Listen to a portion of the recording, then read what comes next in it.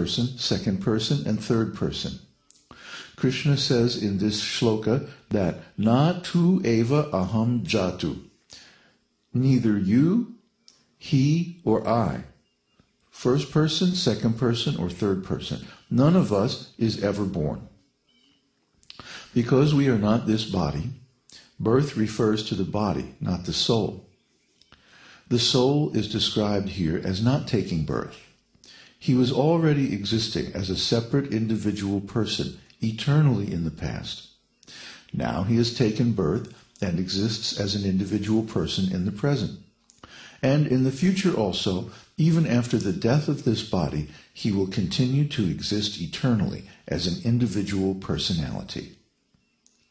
Na jayate mriyate va kadachin, nayang bhutva bhavita va na bhuyam, ajo nitya shashvato yang purano, na hanyate hanyamane sharire. For the soul there is never birth nor death, nor, having once been, does he ever cease to be. He is unborn, eternal, ever-existing, undying, and primeval. He does not die when the body dies. Bhagavad-gītā 2:20. The materialistic philosophers think that the living symptoms, such as consciousness and activity, only come into existence by some combination of material elements. But that is not a fact. The life symptoms manifest in the body because the living being, the spirit soul, is there. As soon as the spirit soul leaves the body is finished. All the material elements of the body are still present, but without the soul there are no symptoms of life. Therefore, the theory that life symptoms are due to material causes is untrue. When a man dies, because we do not know the truth about the living force, we cry that, oh, he has gone. But is he really gone? We are thinking that the living being is my father, mother, son, daughter, friend, enemy, American, Indian, Mexican, rich, poor, man, woman, young, old, living, or dead, because we view everyone, including ourselves, in terms of this material body.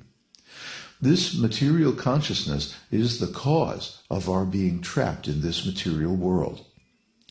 When we start to understand everyone and everything in terms of the spirit soul, consciousness, and our relationship with Krishna, then our real knowledge begins. Real knowledge means to understand the spiritual nature of reality. Then we can know our real eternal self. So we're spending quite a bit of time on this one shloka, Bhagavad-gītā 2:11, because it's so very important. The idea that the self is not this material body but the spirit soul is the foundation of transcendental ontology. And, as we've discussed so many times, in order to change our consciousness from material to spiritual, we have to accept the fact that we are the spirit soul and not this material body. That's the beginning of spiritual life.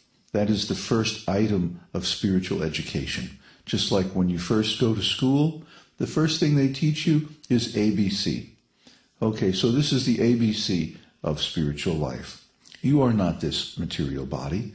You are a spiritual, eternal, conscious, living entity.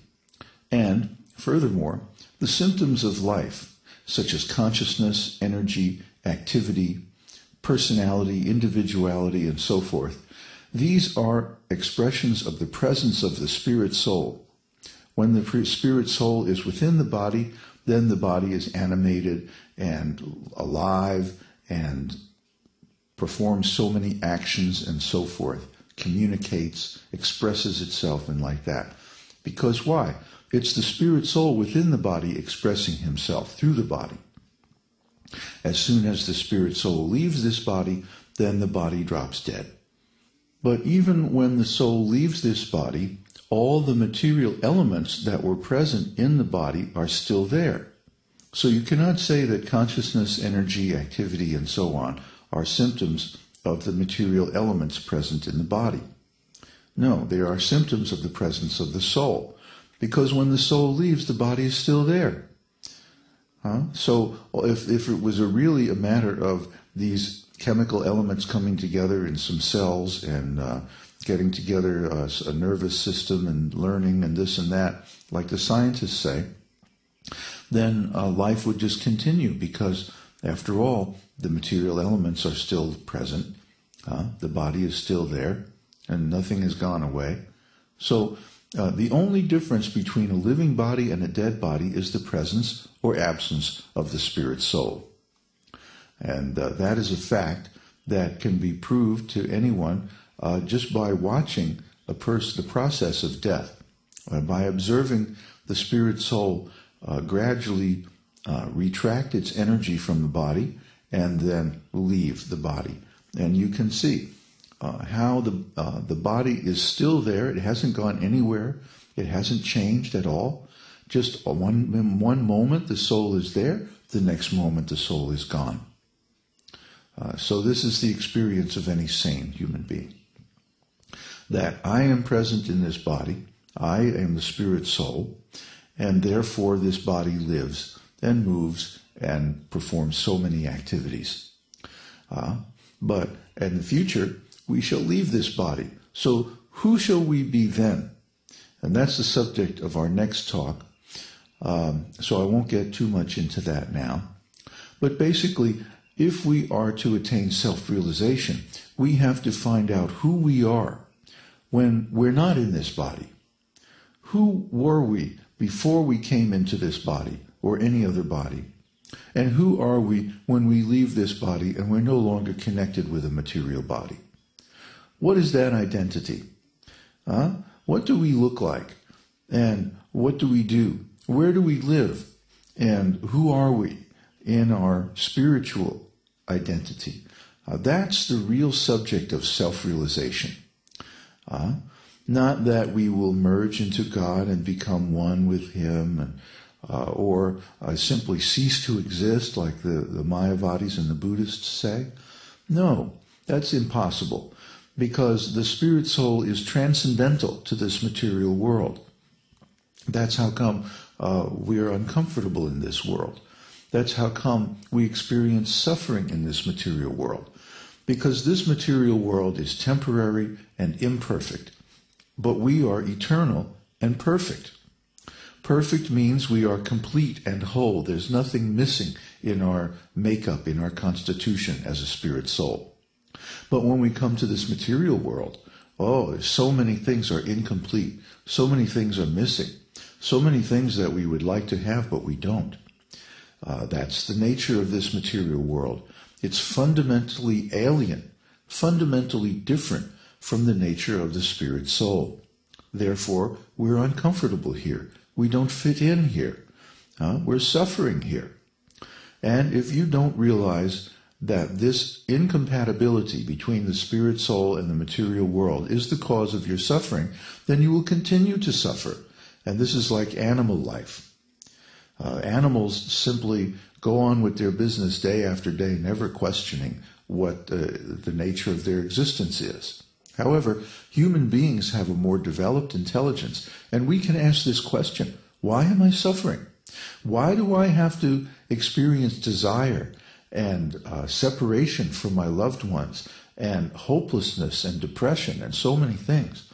It is because of this incompatibility between the soul, or the real self, and the material body, or the temporary false identity.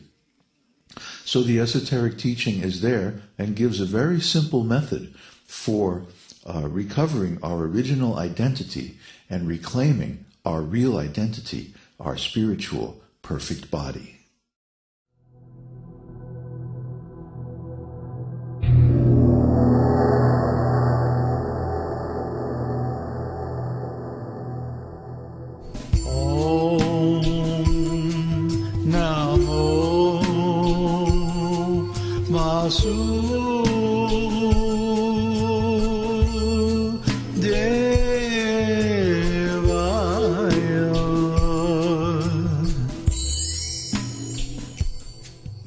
We hope you've enjoyed this edition of Your Perfect Body.